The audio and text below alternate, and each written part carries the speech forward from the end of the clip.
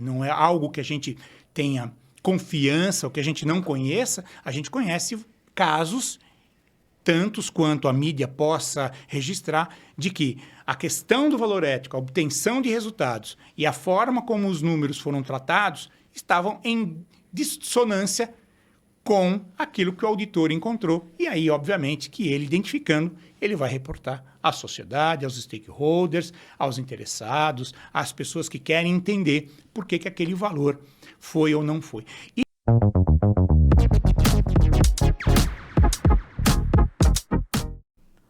Olá, tudo bem por aí? Este é mais um podcast da DCC Educação Corporativa. Eu sou Josiane Silva, fundadora da empresa.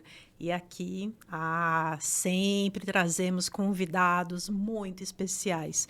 Olha, os assuntos têm variado tanto, assim, tá bem, né, tem ficado bem interessante. E hoje, eu queria te fazer uma pergunta. O que vem à mente quando você ouve a palavra auditoria? Vem alguma coisa positiva? Vem alguma coisa negativa? A auditoria é um assunto complexo, só que também pode ser uma boa oportunidade de carreira, uma carreira promissora. E o nosso convidado de hoje, que é, olha só, hein? Cientista contábil, mestre em administração e finanças, mestre em gerenciamento de risco, conselheiro, professor universitário e de pós-graduação, e atualmente ele é vice-presidente na América Latina da Parker Russell International. Com vocês, o professor Antônio Cocurulo. Muito obrigada, professor, pela presença. Olá. Por aceitar o convite. Vim falar de um assunto que, olha, acho que tem bastante... Eu, pelo menos, separei boas perguntas aqui. Excelente. Bom, Josiane, vou te chamar de Josi. Josi, tá bom? Claro. Ótimo. Primeiro, um agradecimento gigante para a DCC, uma empresa que está despertando conhecimento para vários jovens, para várias pessoas, né? Para o conhecimento nesse mundo corporativo que a gente está construindo, desenvolvendo e ensinando, né? E, em especial, a um sócio meu, que é o Ricardo Lemos, que me colocou hoje aqui. E, como eu te dizia logo no nosso warm-up ali, na sala lá de fora, há mais ou menos 20 anos atrás, eu publiquei um livro sobre um assunto específico, que era gestão de riscos na época. Fui convidado por alguém não menos importante como você, Heródoto Barbeiro, numa entrevista de mais de 1 hora. Então, meu treine para hoje foi feito há 20 anos atrás. Olha, gente. Olha que legal. Quanta honra, Uau, hein? Então você Heródoto, eu sou fã dele, né? Inclusive lá da CBN e tudo.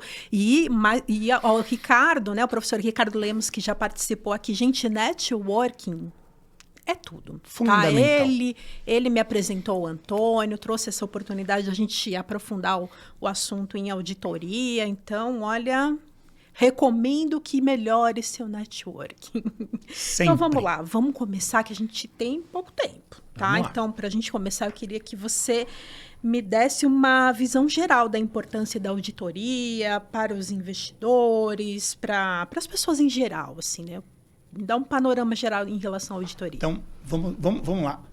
A essência da palavra auditoria, lá no latim, lá nos primórdios dos tempos, tem uma relação direta com a pessoa que ouve, o ouvidor, a pessoa que escuta, que presta atenção. Então, um auditor é aquela pessoa que presta atenção, que ouve, que escuta e que faz as suas análises sobre aquilo que está sendo falado, sobre aquilo que está sendo apresentado. Então, esse é o primeiro ponto para saber a origem da palavra. Tá. O segundo tema é que a auditoria para as pessoas, em modo geral, executivos, empresas, mercado, de todas as formas de olhar este cubo mágico, esse mundo da auditoria, estão relacionados com a certificação.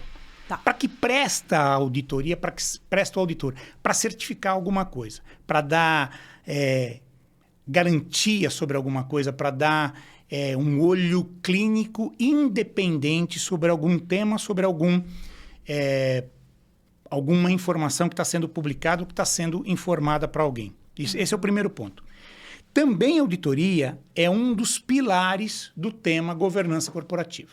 Sim. Para ficar em pé o castelo chamado governança corporativa, eu tenho vários atores. Tem os acionistas, os sócios, os investidores, eu tenho vários pedaços do suporte à governança, mas eu tenho um deles que é a auditoria, e a palavra-chave aqui é independência. Independente, ou seja, eu tenho que ter independência daquilo que está sendo apresentado, daquilo que está sendo ofertado como informação para os leitores, para os agentes que vão olhar aquela informação.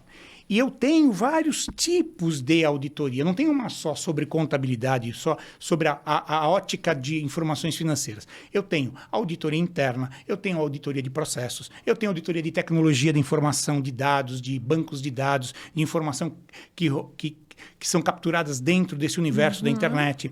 Eu tenho auditoria fiscal, auditoria tributária, auditoria previdenciária, auditoria de folha de pagamento, auditoria médica.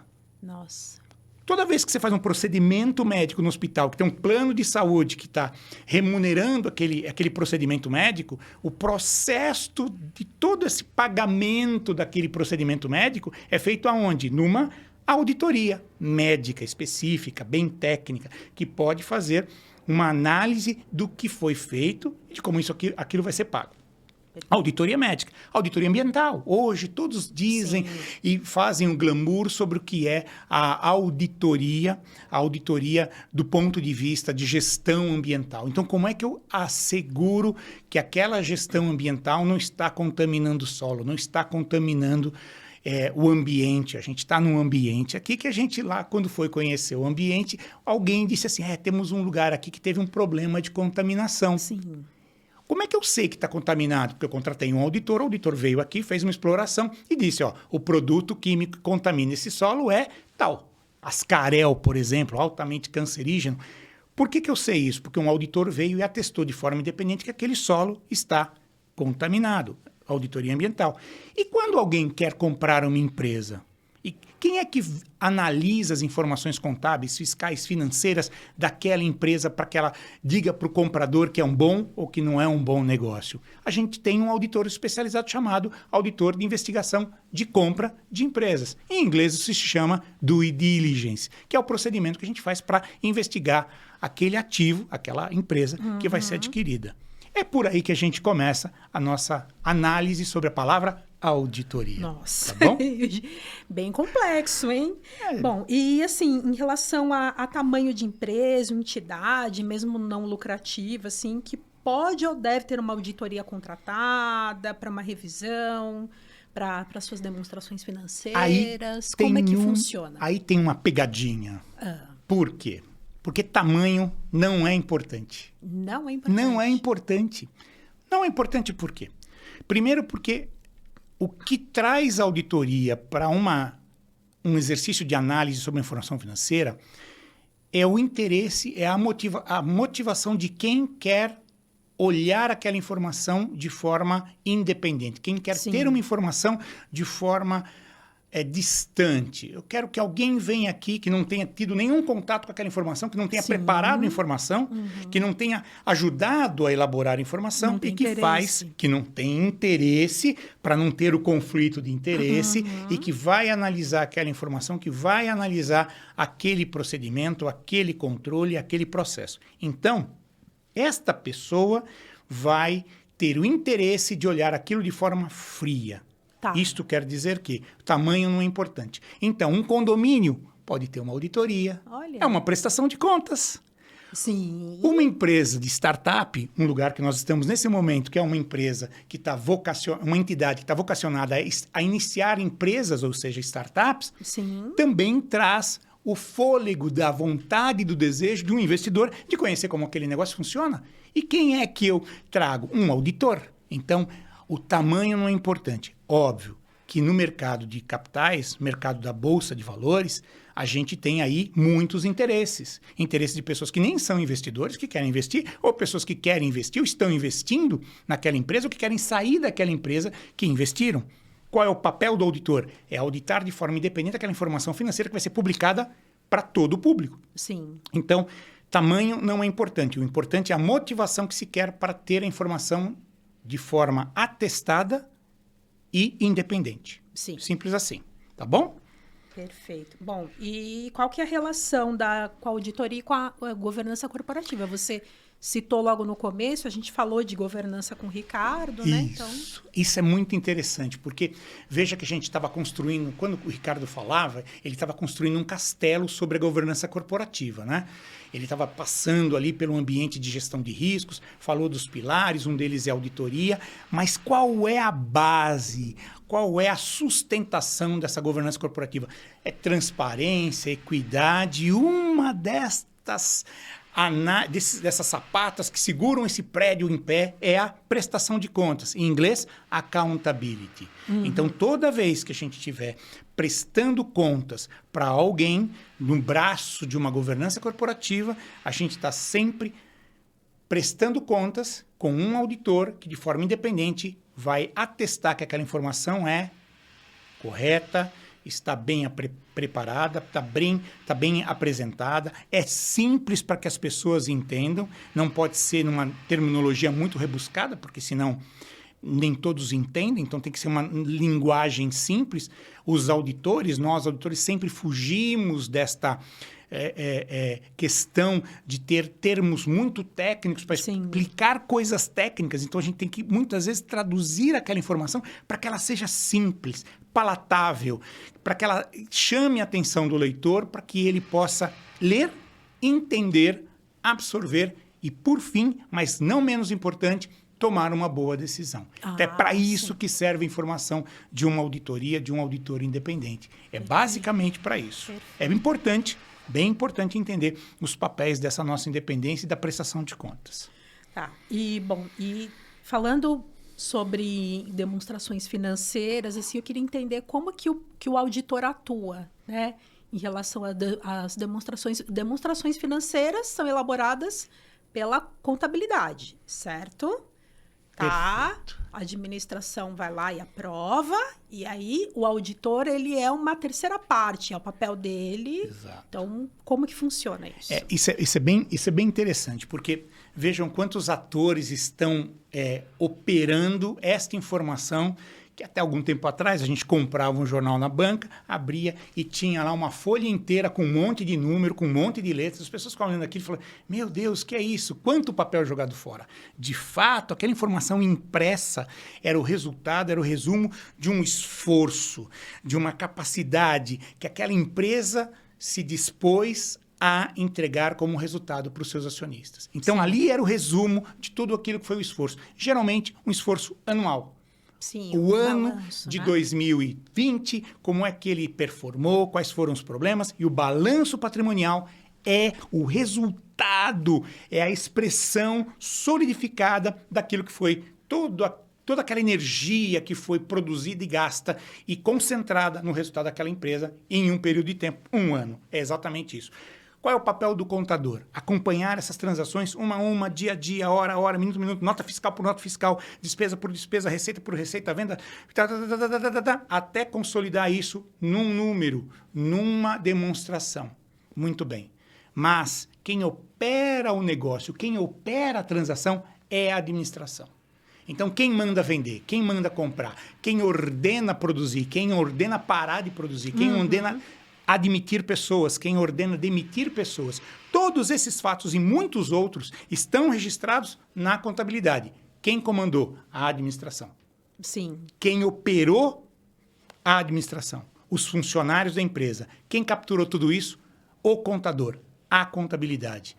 De todos os pontos de vista da organização. Sim. Algumas coisas falham nesse processo? Falham. Exato. Então, aí começa aquela curiosidade de saber quanto falhou, quanto se perdeu, quanto não se conseguiu capturar como informação de um registro. É aí que começam as curiosidades. Aquelas pessoas que são as interessadas, a gente chama isso de stakeholders, sim, a olhar uma demonstração financeira. Será que está tudo aqui? Será que não escapou nada? Será que a gente não deixou de vender alguma coisa importante? Será que a gente vendeu alguma coisa que daqui a algum tempo vai virar uma perda? A gente confiou em alguém que não deveria, a decisão da administração em acreditar em algo, tomar alguma coisa para si, será que isso não deveria chamar a atenção de alguém, ou dos interessados, ou dos que fazem a análise financeira daquela informação, e daí tomar uma decisão de, opa, sim, é um bom investimento. Opa, não é um bom investimento. Alguns riscos podem começar a se materializar ou já se materializaram e nem sequer ainda foram capturados. Serão capturados e terão que ser pagos num futuro. Talvez a contabilidade não tenha conseguido identificar.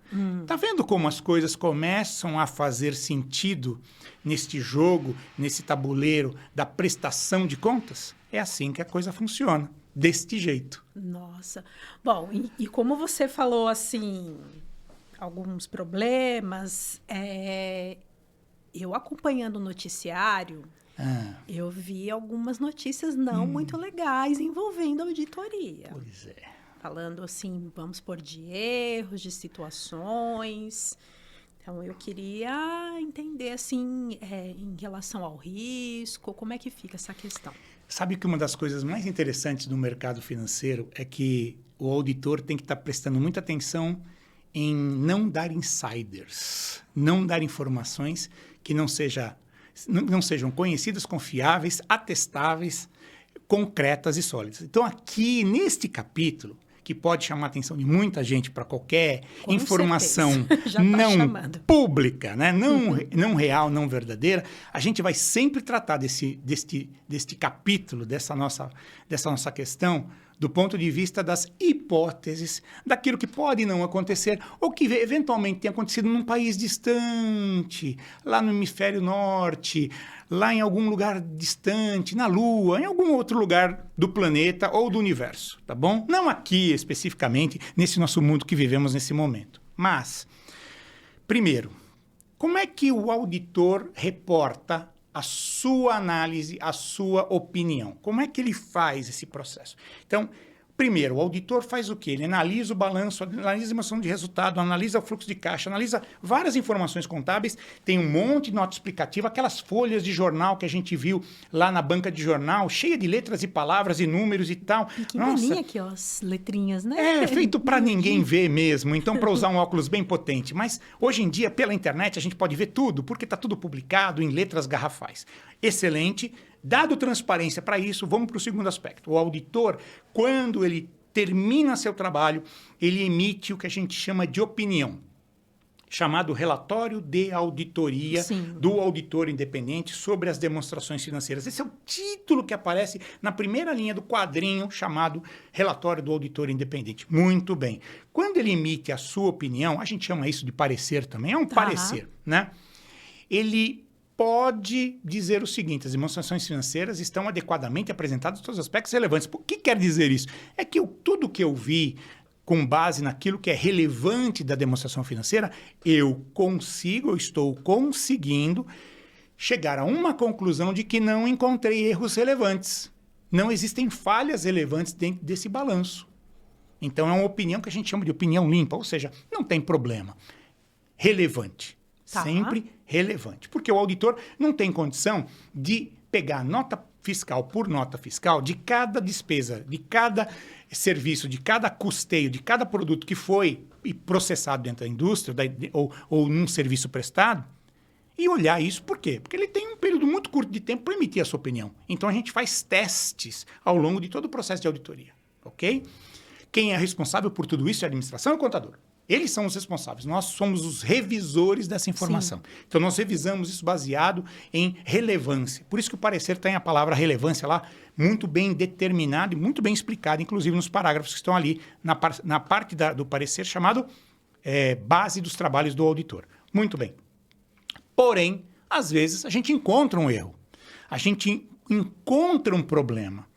E aqui abre a janela de oportunidades e a janela de problemas. Por quê? Porque no final da história, todas as empresas são vocacionadas por objetivos quantitativos. Eu quero um resultado positivo aqui, porque os acionistas querem receber dividendos, porque a empresa tem que captar mais dinheiro nos bancos, porque ela tem que demonstrar uma performance mais efetiva dentro do mercado e dentro do processo de fazer negócios num determinado período de tempo, num país determinado, ou em outros países também.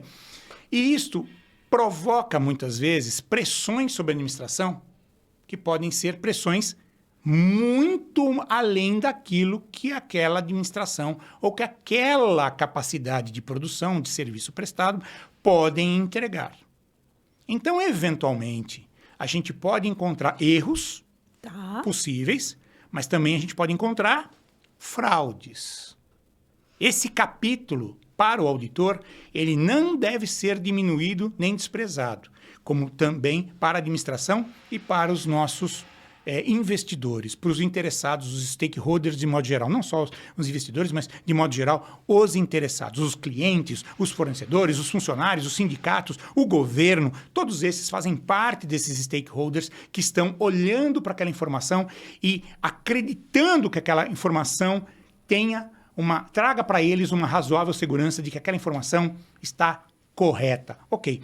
Isso posto, se a pressão for muito grande, se a gente tiver uma pressão muito efetiva ou, que esse é o pior dos mundos, se os valores éticos da organização não forem alinhados com os valores éticos que são pregados pela consciência da conduta ética que se espera desses executivos, as fraudes se instalam. E quanto mais o poder que emana dos executivos se instala dentro da organização, muitas vezes tem uma complexidade muito maior para que o auditor possa identificar essa fraude. Sim. Então, não é uma brincadeira de gato e rato, auditor contra executivos, mas ao contrário, é um exercício de identificação do que de fato está se apresentando e de que nada que deveria ter sido apresentado de bom ou de ruim tenha ficado para trás, tenha sido omitido dos leitores, dos stakeholders daquela informação. Então, aqui tem um jogo de palavras e de letras aqui no que eu disse, mas é assim. O auditor certifica, o auditor dá uma opinião sobre a demonstração financeira de que ela é razoavelmente bem apresentada. Ok?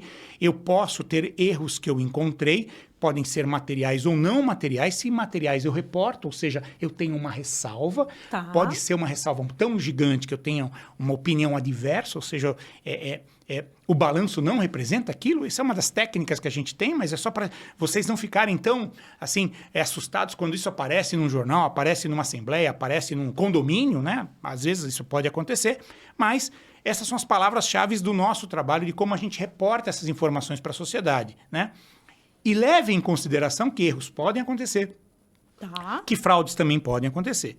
E que você tenha uma consciência, uma confiança nas pessoas, nos executivos, nos contadores, nos auditores, baseado em valores éticos, em um comportamento ético, que a obtenção daquele resultado, se foi bom e justo para todos. Se foi ruim e justo para todos.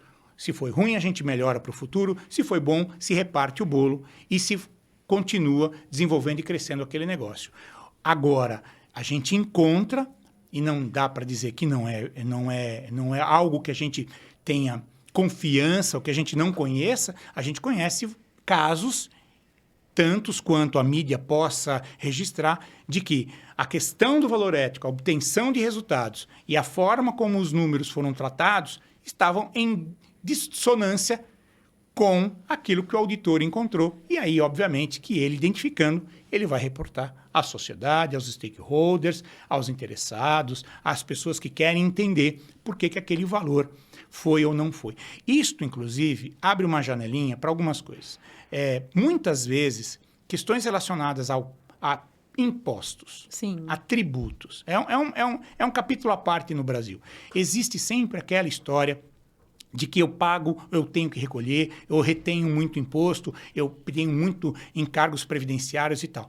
Este tema está baseado em cima das leis. E as corporações que se comprometem a operar num mercado que está determinado sobre a tutela da lei têm que atender. Sim. Também existem temas em que podem existir condições em que eu tenha tributos e impostos, questões previdenciárias, que eu possa querer discutir, porque eu talvez não concorde com a forma como aquilo é aplicado, né? E neste caso, os auditores, os contadores, a administração discutem amplamente os impactos de eu ter que seguir uma lei, seguir uma regra que me impõe um imposto. A palavra já diz tudo, é imposto. Sim. Não é algo que é, eu vou fazer porque eu gosto. Não, não é porque eu não gosto, é porque eu tenho, é um imposto, é a obrigação de você fazer uma operação e contribuir com aquele imposto para os serviços que o governo oferece para a população. No final da história, concordar ou não em pagar imposto é geralmente um dos temas críticos de discussão que a gente tem dentro das organizações. Por quê? Porque eu quero reduzir minha carga tributária, eu quero reduzir a quantidade de imposto. Ok, perfeito. Existem alavancas, opções, discussões que a gente pode ter com a fiscalização, com a justiça, com o governo, que possam passar pelos tribunais judiciais e tudo mais? Tem. Bom, muito bem. Então, vamos analisar e ver as condições de que isso torne palatável o seu negócio e que isso não traga riscos para os acionistas no futuro. Porque uma decisão tomada hoje e que vai trazer um ganho ou uma perda no futuro, ou até um ganho no presente, uma perda no futuro, ou o contrário, uma perda hoje, um ganho no futuro, é dentro de um horizonte de tempo. E o auditor está sempre olhando para o presente, para o passado e, fundamentalmente, para o futuro daquela organização. A gente não olha a situação estática daquele número hoje. A gente olha para o que o passado gerou naquele número até hoje, e eu olho para o futuro num horizonte, e curto prazo, obviamente, a gente não tem bola de cristal, a gente não adivinha o futuro, mas pelo menos eu tendo a acreditar que no futuro aquela informação que está auditada vai se permanecer nas mesmas condições de temperatura e pressão. E assim seguimos, ok?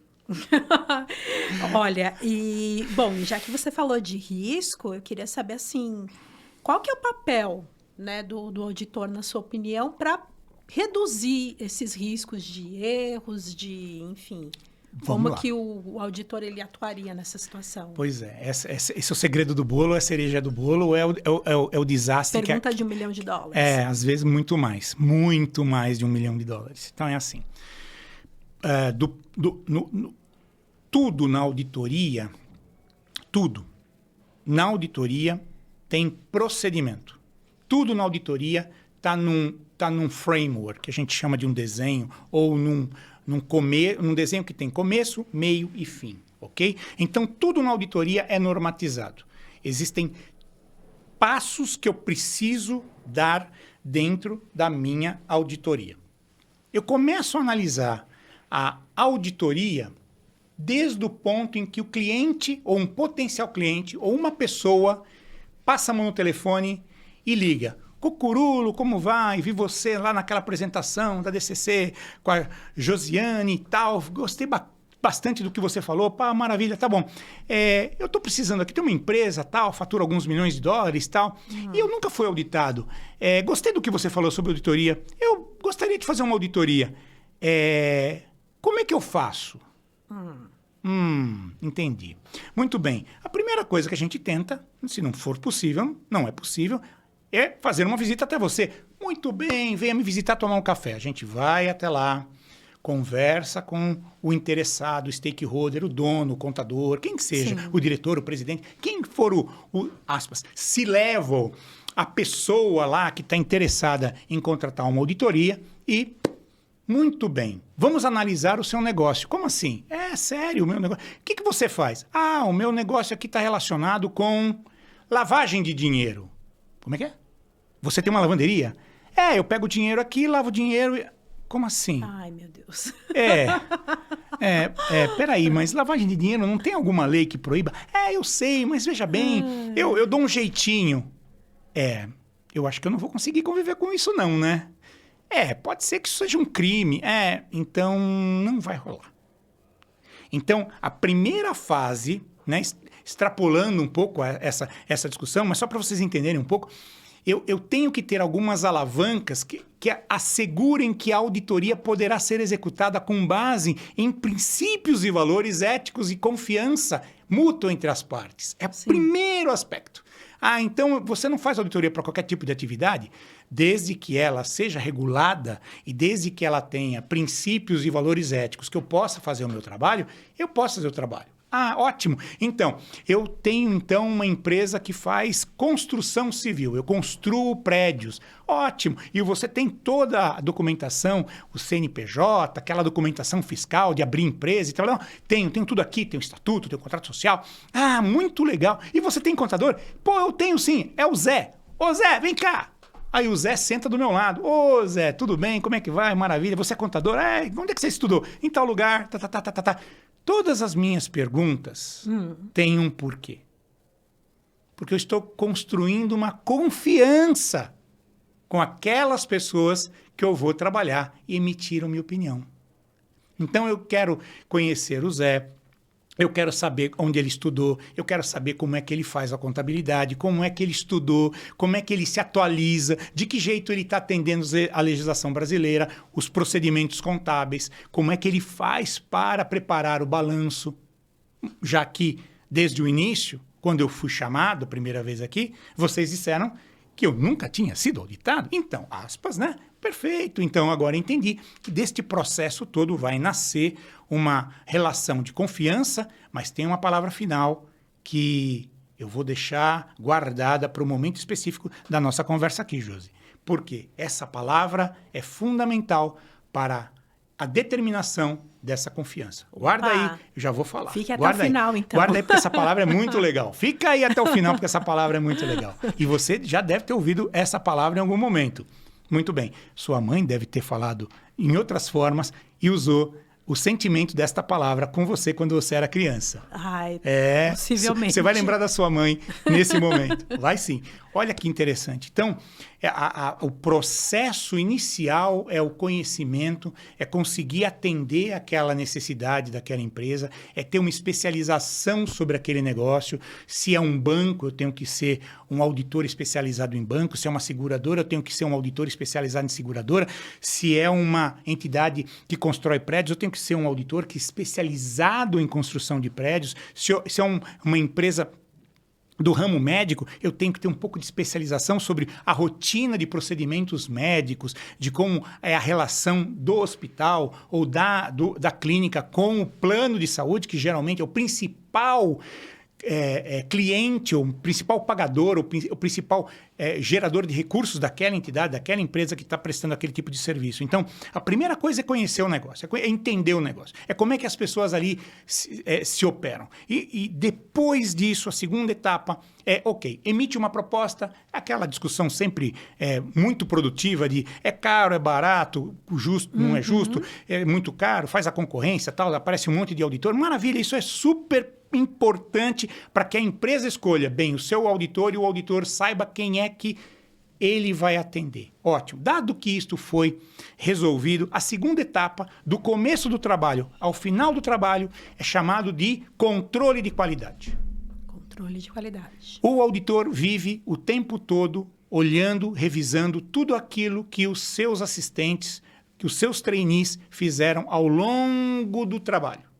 Então, tudo isso é feito, revisado, duplamente revisado, triplamente revisado. Nossa! O trabalho assim. Checagem da checagem. Meu Deus! E tudo isso é documentado. Então, muitas vezes as pessoas acreditam que 4 ou 5 papéis, folhas de papel que simbolizam o relatório do auditor, Sim. resumam a quantidade de 1.000, 2.000, 3.000, 5.000 horas de gente especializada em cada tema que foi tratado dentro daquele balanço. Que seja folha de pagamento, que seja impostos, que seja tributos, que seja previdência, que seja realização de negócio, que seja vender alguma coisa, que seja comprar alguma coisa, que seja processar alguma coisa, que tenha um ambiente em um ERP, que é um sistema que controla essa operação toda, a gente chama de ERP hoje em dia, e que possa, no final, resumir, capturar todas as informações da empresa e botar num pedaço de papel chamado balanço, no outro pedaço de papel chamado demonstração de resultado. Então, o controle de qualidade que a gente tem sobre os nossos trabalhos é fundamental para garantir que o sócio, quando for assinar aquele parecer, Sim. ele tenha a segurança de que o que era para ressalvar, ele ressalvou, o que era para ele ter certeza que estava bom, está correto, está certo, e aquilo que não é irrelevante não está ali porque não é relevante, ponto final. E não Sim. foi identificado. Muito bem. Terceira parte é que, para todo mundo fazer isso rápido, muito bem, e no tempo certo, sem gastar o dinheiro todo e gerar ganho para a auditoria, Claro. é óbvio, porque é um negócio como outro qualquer, eu tenho que treinamento intensivo. Então, é uma profissão que exige treinamento de trainee até o presidente mais alto da corporação de auditoria. Todos têm que estar sempre treinados. Lifelong learning.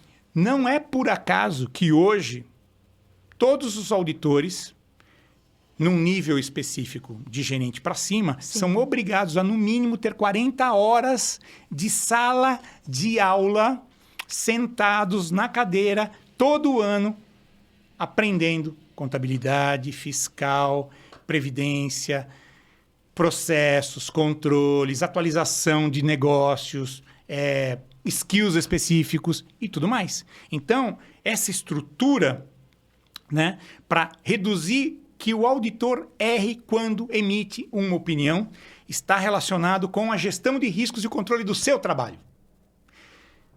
Eu vou dar um exemplo mais simples para vocês entenderem.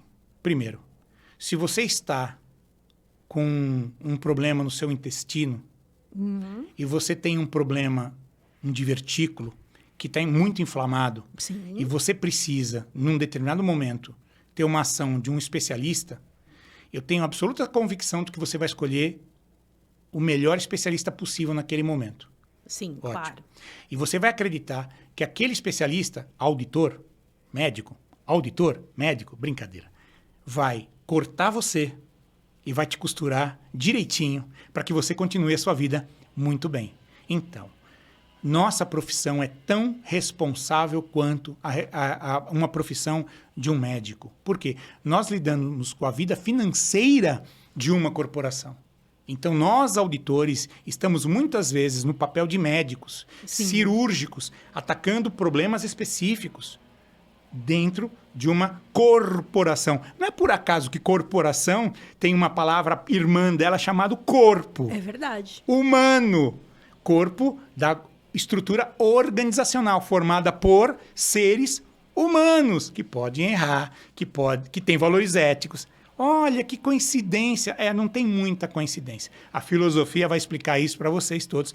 Escutem um pouquinho esses mestres da filosofia que estão hoje bombando pelas internets, aí vocês vão entender do que eu estou falando. Ótimo. Então, a principal participação aqui é a participação de uma escolha de um profissional competente. Não só de um contador profissional competente, mas de um auditor profissional competente, habilitado para fazer um bom trabalho e dar um resultado que seja justo para todos que são os stakeholders. Um último segredinho que eu queria compartilhar com vocês dentro dessa questão da gestão de riscos, que é o seguinte. Há quase 2 décadas atrás, quando eu fui entrevistado pelo Heródoto Barbeiro para falar sobre gestão de riscos, né? Não imaginava que eu fosse estar aqui com você, Ju? José, eu também não imaginava. Que sonho, né? Que legal. Então, a gente olha para essa palavra, gestão de riscos, o auditor ter o risco de emitir uma opinião errada, ou a administração de publicar um balanço que está errado e o auditor não tem identificado por um erro, por uma fraude, né? Tem uma sigla que eu gosto muito de utilizar. Chama-se ORCA. ORCA? ORCA, baleia. É uma baleia, exato. Para vocês nunca mais esquecerem o que significa isso. Associei a ORCA com a baleia e você associou bem. Mas é uma sigla. O O é de objetivos. Tá. O R é de riscos. Tá. O C é de controle. E o A é de alinhamento. ORCA. E quer dizer exatamente a mesma coisa em inglês. Exatamente a mesma coisa. É a expressão em inglês e português mais fácil de você memorizar. Mas o que é essa ORCA? Quando eu tenho um objetivo específico, gerar lucro, crescimento, fazer um trabalho, fazer um bolo. Por exemplo, fazer um bolo. Simples assim. O meu objetivo está traçado. Ok. Como é que eu controlo os meus riscos? Por quê? Posso começar a fazer o bolo e faltar o ovo. Pô, você não tem ovo, como é que você vai fazer o bolo? E você já começou a misturar a massa? Perdeu a massa? Não tem o ovo, não tem a farinha, não tem o fermento. Isso já aconteceu N vezes no mundo. Ok. Então, quando eu estiver executando um plano, um objetivo, para alcançar esse objetivo, eu tenho que monitorar, eu tenho que controlar os meus riscos. Então, por isso que eu falo que a controle de qualidade no serviço de auditoria é tão importante, é tão fundamental. Por quê? Porque o risco de emitir uma opinião errada é dada do problema. Então, eu tenho que controlar para não fazer isso. Para não deixar que o público tenha uma informação incorreta. Como essas que há muito pouco tempo atrás a gente viu nas mídias. Sim. Não só aqui no Brasil, como no resto do mundo. Então, no mundo inteiro isso acontece. Ok, então eu tenho que controlar. Não só eu tenho que usar essa fórmula mágica chamada ORCA, como a empresa também deve fazer isso no ambiente da governança corporativa. Então, gestão de riscos nada mais é do que alinhar, lembra do A? Do ORCA, alinhar objetivos, os riscos que eu estou correndo e os controles que eu utilizo para minimizar esses impactos, esses riscos que podem destruir o alcance dos meus objetivos. Então, eu tenho que estar tudo alinhado. Ah, mas se eu controlar tudo 100%, eu posso perder mais do que ganhar. Essa é uma escolha que você tem que fazer. Essa é uma decisão que a gestão tem que fazer.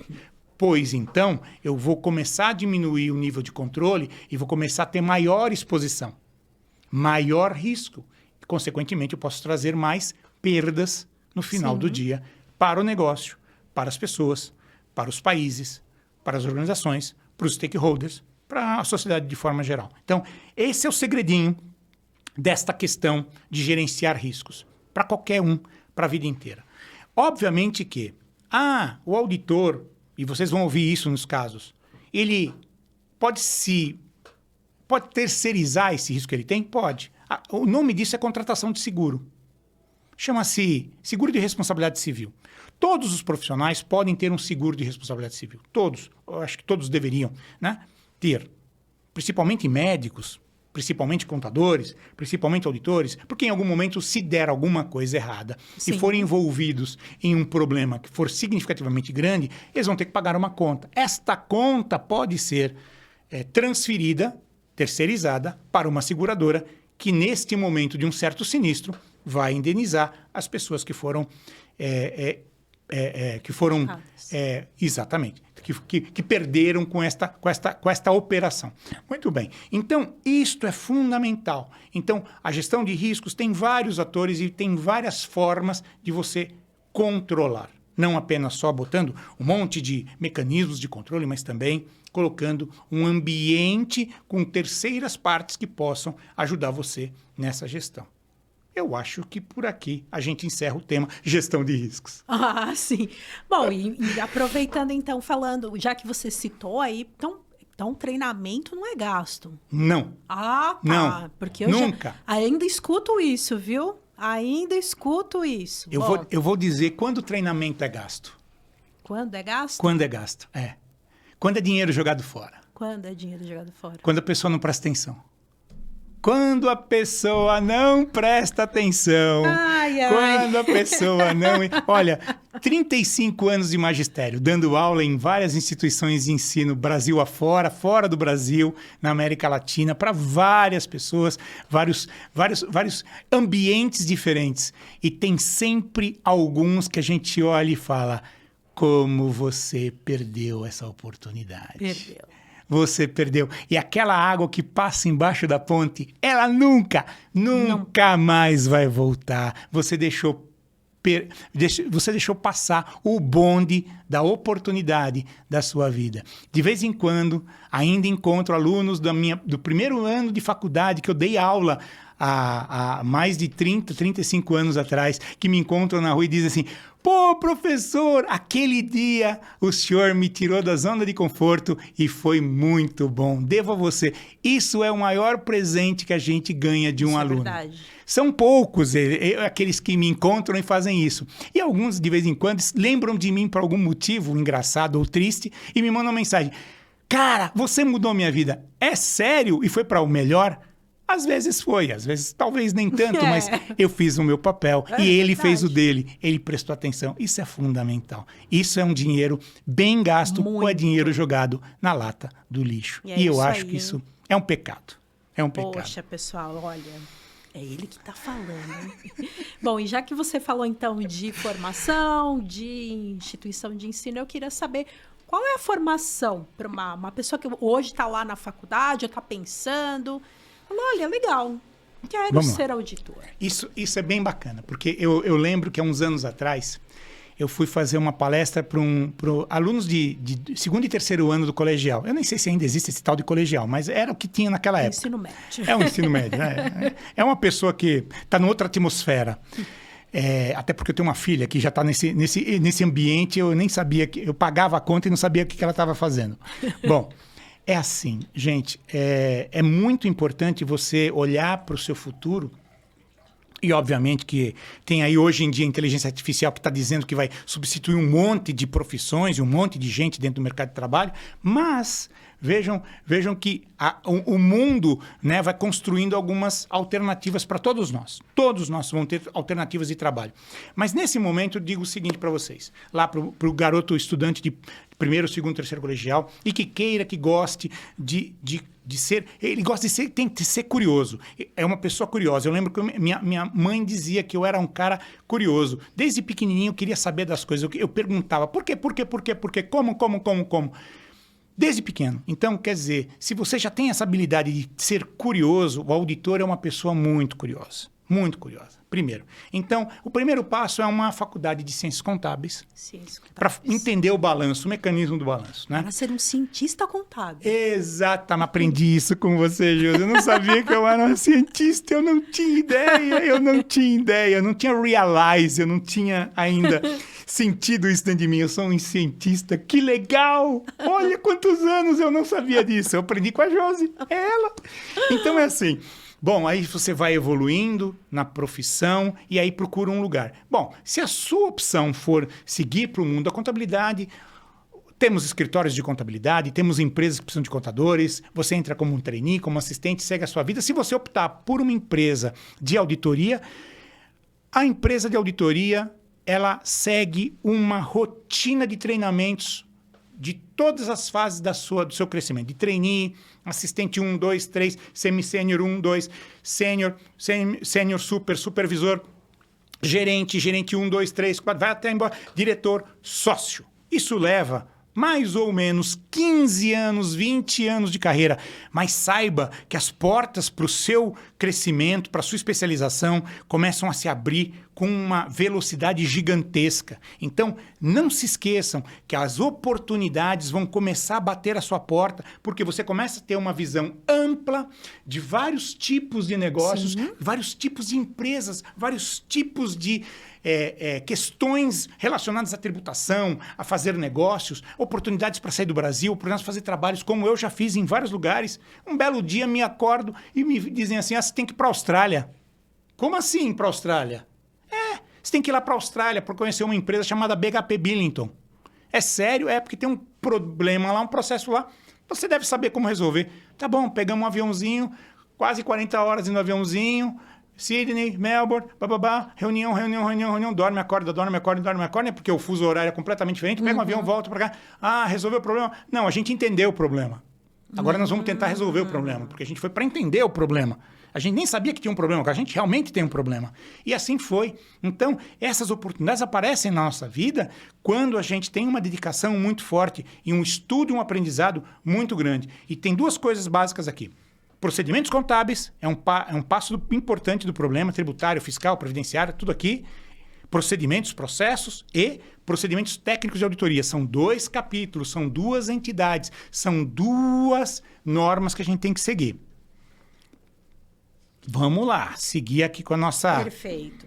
Bom, e aí em relação a competências comportamentais, né? Você falou um pouco de competências técnicas, eu queria saber outras, mas assim, em relação à competência comportamental, porque hoje, que a gente chama de soft skills, né? Então Vou envelopar tudo numa primeira palavra. Lembra aquela palavra que eu falei para vocês que não podia deixar de aparecer na nossa conversa? Tá. Uma das primeiras coisas que um auditor tem que vislumbrar é algo como ceticismo profissional. Ceticismo. Lembra que eu falei? Eu nunca esqueço minha mãe, eu era pequenininho, tinha 5, 6 anos. Toninho, você tem certeza que você fez isso? Aí você olha para ela e fala assim, mãe, se eu disser não, o que acontece? Você vai apanhar. Mãe, e se eu disser sim, você vai apanhar do mesmo jeito. Tá bom. Então, o que ela fez comigo? Ceticismo profissional. Eu sei que você fez, mas diz pra mim o que você fez. Diz como você fez. Eu duvido que você tenha feito isso, mas eu tenho certeza que você aprontou isso. Ceticismo profissional é o cerne, é o primeiro pilar de ética, do valor ético de uma profissão, como a profissão de auditor. Tá? Primeiro, então eu tenho que perguntar, mesmo sabendo como você faz, eu vou perguntar para você como é que você faz. Eu tenho que entender como é que você faz. O segundo passo, importante, é estudar, é a tecnologia. E hoje em dia, cada vez mais, a tecnologia de informação é fundamental, porque tudo dentro de uma empresa está sendo capturado pelos computadores e registrado dentro dos bancos de dados. Esse é o segundo aspecto. O terceiro aspecto é a questão do estudo técnico sobre assuntos específicos, que seja tributos, quer seja banco, quer seja operações financeiras, quer seja tecnologia de informação. Então, você tem que estudar e ampliar a sua mente, ver como a sua mente consegue capturar um maior espectro de informações diferentes dentro de um único universo. Muito bem. Então, para falar de skills comportamentais, além de toda essa técnica, de todo esse estudo, de todo esse conhecimento, esse ceticismo profissional, esse conhecimento de ferramentas de tecnologia, nós temos que ter uma visão processada, um processo, começo, meio e fim. Tá. E um dos skills mais importantes, além de saber lidar com o ser humano, né? E aí vai um capítulo à parte para você convidar alguém de gestão de pessoas para falar 1 hora, 2, 3 sobre como gerenciar pessoas, é o quê? É negociação. Negociação. Gente. Inacreditável como eu sento com os meus clientes e vou discutir o ressalva. Estou negociando o tempo todo. Eu negocio para vender o trabalho, eu negocio para entregar o trabalho, eu negocio para fazer meu trabalho, eu negocio para falar com o contador, eu negocio para falar com o assistente, eu negocio para falar com todo mundo. Então eu tenho que saber como negociar o tempo todo. Não é porque eu sou um auditor que eu não tenho que negociar, eu sou um negociador. Então a formação de pessoas que passa pelo ambiente da negociação é algo já muito estruturado para que você possa chegar ao seu objetivo. Se tiver que ter uma ressalva, vai ter uma ressalva e essa ressalva tem que ser bem explicada para as pessoas que estão recebendo aquele comentário, que é um comentário muitas vezes negativo no ponto de vista deles. Agora, não podemos deixar de falar uma coisa, até para poder concluir o nosso raciocínio aqui.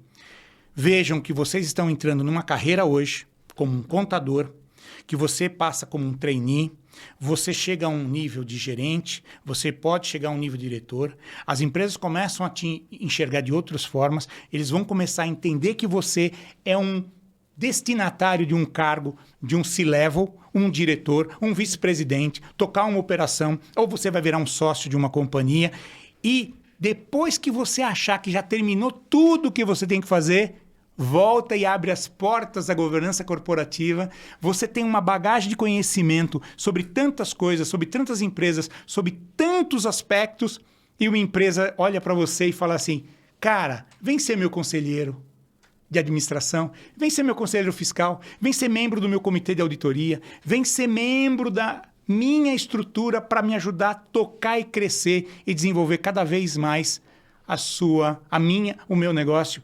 Então, quer dizer, olha que incrível, é uma carreira que vai te dar 2, 3, 4, 5 fases. Você achou que você ia se aposentar com 60 anos? Não! Você está pleno para ser um conselheiro por mais 10, 15, 20 anos.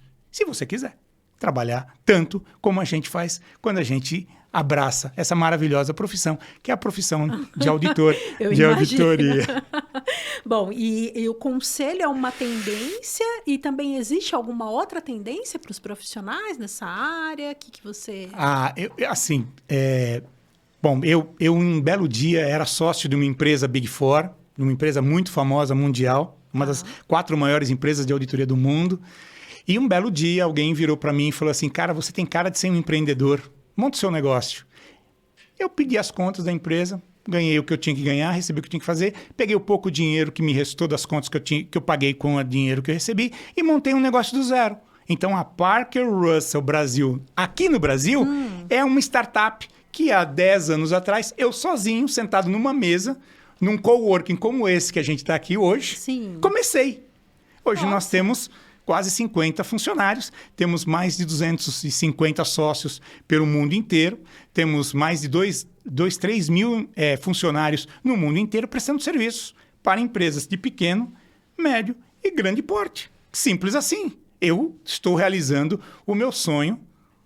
Pode ter sido um bom sonho, pode às vezes aparecer um pesadelo, mas eu me sinto realizado naquilo que eu estou fazendo.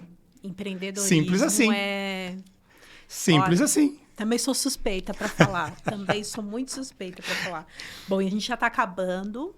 Então, só para... Não é possível. Tá acabando. Já acabou? Eu falei Como pra assim? você, ia passar Como muito assim? Não, rápido. não, Então, eu quero que você não. fale, assim, rapidamente as suas considerações finais sobre o tema, se tem alguma outra coisa que ficou faltando aqui da nossa conversa. Eu vou contar em 1 minuto a história da minha vida. Com 9 anos, eu queria comprar uma bicicleta. Eu não tinha dinheiro para comprar bicicleta com 9 anos. Então, eu montei uma caixa de sapato com meu pai e fui para a frente de um cinema para engraxar sapato. Então, desde os 9 anos de idade, eu entendi que a vida é formada de sua própria máquina interna, o seu próprio ser, né? Com o tempo, com o estudo, eu fiz meu curso técnico em eletrotécnica. Depois eu conquistei trabalhar numa empresa de auditoria de grande porte. Fui estudar inglês, porque eu não sabia falar inglês. Eu tenho dúvidas. Meu chefe na Inglaterra disse que eu até hoje não sei falar inglês direito, mas a sócia dele fala que eu falo inglês fluentemente. Ela me entende, ele não. Eu não sei por quê. Eu acho que ele me odeia e ela me ama. Alguma coisa assim. Mas eu tive uma ruptura dentro do meu cenário e eu conquistei os meus passos, né? Já hoje sou um conselheiro fiscal, conselheiro de administração de algumas empresas de grandíssimo porte, dou aula no IBMEC, dou aula na FIA, já dei aula muito no FECAP, na FGV, dou aula no CRC São Paulo como professor técnico convidado, já fiz viagens internacionais e tudo isso foi construído com base em quê? Numa profissão que eu abracei desde o início. Eu queria ser um contador, que depois decidiu ser um auditor e que depois decidiu ser um empreendedor. Simples assim. Muito Só bom. isso. Nossa. Fácil. Inspirador também, viu? Quem sabe? Olha, então, a gente já precisa finalizar aqui. Infelizmente, eu passaria, porque, olha, agora você já abriu outras portas aqui. Já Que bom. muitas ideias aqui. Precisamos que você volte, hein? Vou chamá-lo novamente. E, então, bom, para o pessoal te encontrar... Quiser trocar uma figurinha, como é que faz? Cocurulo no Brasil tem 16 ou 18 pessoas, se eu não me engano. Não mais que isso. Então é fácil. Tem 2 lugares para me encontrar. Ou lá na firma, na Parker Russell, que a gente tem um site. Ou lá no LinkedIn, Antônio Cocurulo. É simples, botou. Não vai encontrar 2, vai encontrar um só, que sou eu. Sim, eu já testei. É Cocurulo com CO, viu? E com 2 L's no final. Com 2 L's. Eu vou deixar escrito aqui no GC, que o pessoal vai encontrar. Então... no LinkedIn e também no site da Parker, também vai ficar aqui para quem quiser entrar em contato. Bom, gente, a gente está acabando, eu preciso te agradecer. Ufa! Ai, adorei. Tá vendo? Olha, foi rapidinho, Poxa foi bem vida. Tranquilo, né? Então, assim, vou chamá-lo novamente. Para mim foi uma honra. Para mim também. Viu? Foi divertido. Foi bem divertido. Muito divertido. Que bom. Obrigado, Josi. Eu que agradeço. Muito obrigado. Foi agradeço. Muito bom. Agradeço. Voltamos 20 anos na vida. É muito gostoso. Olha só, hein? Ó. Olha só. Obrigado. Um abração. Beijo a todos. Bom, pessoal, e continuem acompanhando as outras postagens da DCC. Tem outros podcasts aqui. Tem material lá no nosso Instagram, que é DCC... É @DCC Educação sem cedilha e sem acento .corp. Tá? O nosso telefone, que também é o WhatsApp, para entrar em contato, saber sobre palestras. Bom, acho que em breve teremos palestras de auditoria. Não sei. Olha, quem sabe? Será? Quem Vamos sabe? conversar. Eu convido o pessoal. Vamos conversar. Então, se você tiver interesse, o nosso telefone, que também é o WhatsApp, é 11 9 7969 4490. Muito, muito obrigada. Até a próxima. Beijo.